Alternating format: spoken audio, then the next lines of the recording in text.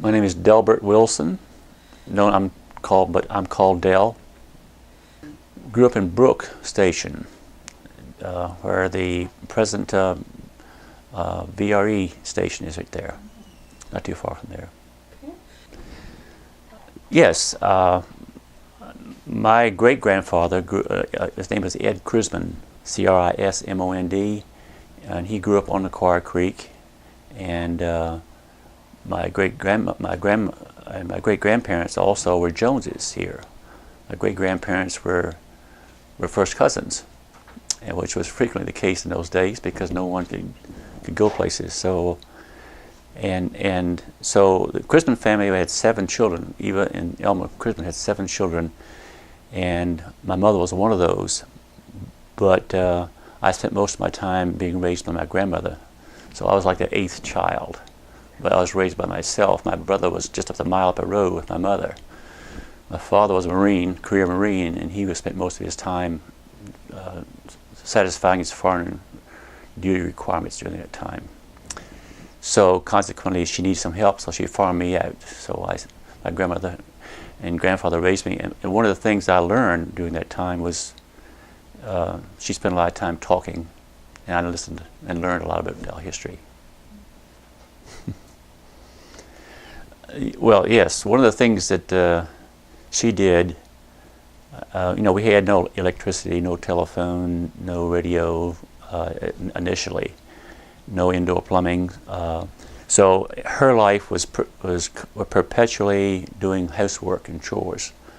My grandfather, who was a carpenter by trade, worked in Quantico on the carpenters group there, and one of the things she did is, and I was a willing listener, she just told a lot of stories about. She told stories about the Union occupation of Stafford County and the property there. Now, she didn't know it from first-hand knowledge, but she passed it on from her grandparents, who were living there during that time. And it was a very interesting story. There's no love lost to the Yankees. Because they came in and just took everything down, all the wood, all the trees, all the fence posts, all the animals were killed for their food. So it was a lot of those kinds of stories were told. She knew, my grandmother, well, everybody knew each other within a 5 to 10 mile radius in those days. Next door was a mile and a half away, but that was considered next door in today's world. So yeah, there were a lot of little stories and little vignettes that would pass on. What types of things did you do living there with your grandmother? What types of chores did you have to do? What types of things did you do for fun? The things that we did revolved around survival. We had pigs to feed, chickens to feed, cows to milk. For a while I did milk the cows before we went to school in the morning. We had 2 cows. Their purpose was to give milk. We made our own butter. We sold the calves when they were born after a while. So everything was a function of survival. We had a garden. My grandmother did all the canning, made jelly for the wintertime. We had potatoes during the wintertime. The only thing we purchased at stores were staples like flour and sugar. So there was no money to speak of. So it was a hand-to-mouth existence, which was, in my way of thinking, a wonderful life. So I spent my time cutting the grass, weeding the garden, bugging the beans, capturing the beans, picking potatoes, even as a small child, alongside my grandmother and grandfather. So, and when we went to school, there were chores to do, chopping wood. We had wood stoves, and in the wintertime we had stacked up wood so we could have wood in the wintertime. So everything was a function of survival and family life. And the other part of life that we lived around was, since there were no TVs and radios at that time, later on we had radios, music was a a big part of our life. And we had an old piano, and violins were played, and guitars, and when we get together, it was a musical thing. What types of songs did you sing, or what types of music did you play? At the time, I took piano lessons as a kid, but at the time, when I was growing up as a child, I had an uncle who played the violin, and my grandfather played the violin. My uncle played guitar with one of those harps around his neck. He played at the same time. My aunt played the banjo, and I had an aunt playing the piano. So that was, it was. I can't remember the names of the song, but they were all the oldies, real old things. In fact, we even did a recording of that group. And I still have it. It's barely legible, but it's. But that was not only our family. Most families did something of the same sort when they got together. But I have very fond memories of that. So, what of the house itself? Can you give me the approximate date that it was constructed, or do you know anything about the history of the house where you grew up? Where I grew up, my grandfather built a house, and the weatherboarding was hewn with a drawing, like big, heavy, thick.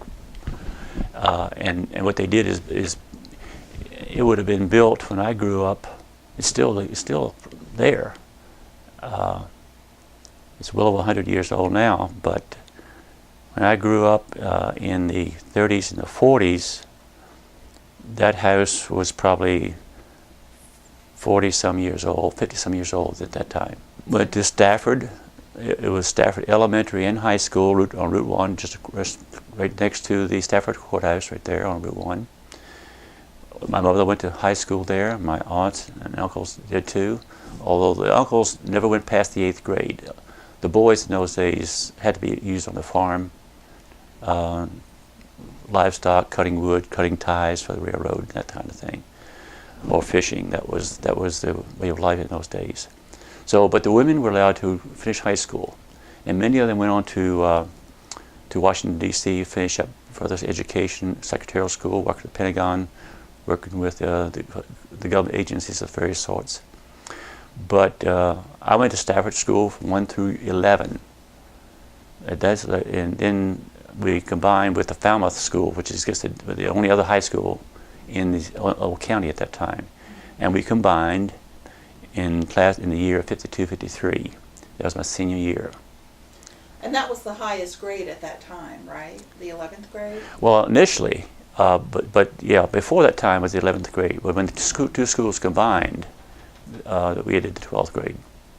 So you were the class of 1953. 1953. And what types of activities were you involved in school? Well, I played basketball. I was a varsity ball player from the 9th grade on. I played baseball. I was a pitcher. We didn't have a football team at Stafford, the old Stafford School, but when we combined with that, with Falmouth School, there was a football team. I didn't play football that year. One of the regrets of my life, I didn't play football that one year. But the other guys who were from Falmouth, they were football players and had played all their lives. So that's the excuse I give myself anyway. Yes, it was bigger numbers-wise. In fact, there were 50 students who combined out 25 to make a total of 75 in our graduating class. Yeah. And you were the class president, is that right? Yes, I was. It was kind of an interesting experience because in the election process that took place, we felt kind of, in one sense, only 25 of us against the 50 of us coming from Falmouth, that we were going to be overpowered and outnumbered. We were outnumbered, but overpowered too. But to the delight of my 25 classmates, I was elected president that year. So that was kind of it was a coup of some sort. Yeah, victory. It was a victory, yeah. But there was no animosity or anything like that. We worked very well together. But no, it was a different world, no question about it. It was Stafford County in those days was very, very rural. segregation obviously was still in place, and the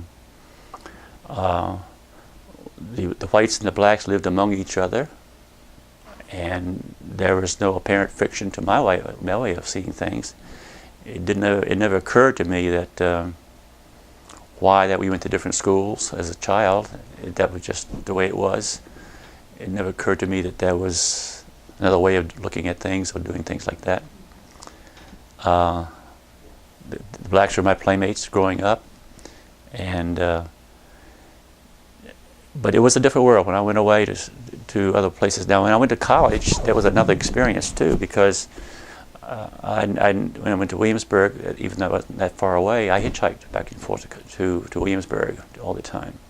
In those days, hitchhiking was the way of life.